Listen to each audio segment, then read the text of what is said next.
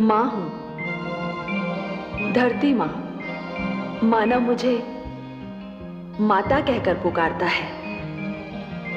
मुझे बनाने वाले ने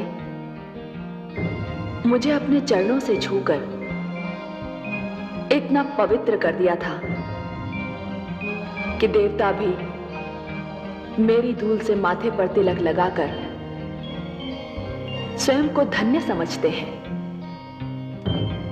आज मैं उसकी कथा सुनाने तुम्हारे निकट आई हूं, जिसने मुझे बनाया है, जिसने मुझे मानव जैसे श्रेष्ठ पुत्र की भेंट दी है, जिसने मेरे आंचल की छांव को मानव के रहने का सर्वश्रेष्ठ स्थान बनाया है, जिसने सूरज, चांद, सितारों को आसमान में बांध रखा है, जिसने मेरे आंगन में फैले हुए समुंदरों को किनारों से रोक रखा है, ताकि उन्हें भी अपनी सीमाओं का आभास रहे।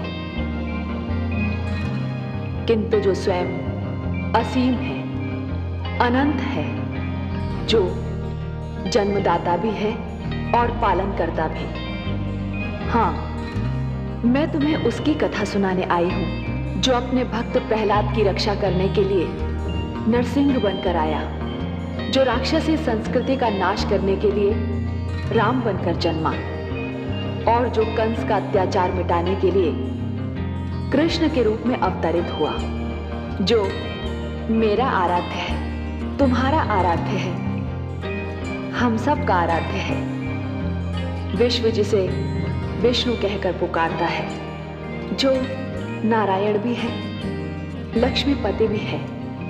ये कथा सुनना हर एक के लिए आवश्यक है, नितांत आवश्यक। केवल इसलिए नहीं कि ये परमपिता परमेश्वर की कथा है, केवल इसलिए नहीं कि इस कथा में मानव की परंपरा है, उसकी सभ्यता का इतिहास है, उसका अतीत, वर्तमान और भविष्य है, बल्कि इसलिए आवश्यक है कि इस कथा से जीवन जीने की, सत्य मार्ग पर चलने की, अन्याय से संघर्ष करने की, कर्मयोगी बनने की प्रेरणा मिलती है। इस कथा में जीवन के मूल्य हैं, जीवन के सिद्धांत हैं। ये कथा सुनकर मानव धन्य हो जाते हैं, जान लेते हैं कि जो कर्मठ होते हैं, परम पिता परमेश्वर उनकी रक्षा अवश्य करता है। ये कथा मैं ही सुना सकती हूँ, क्योंकि मेरी रचना मानव की रचना से पहले हुई थी। मेरा इतिहास मानव इतिहास से भी पुराना है। इस कथा का आरंभ महाप्रलय से होता है।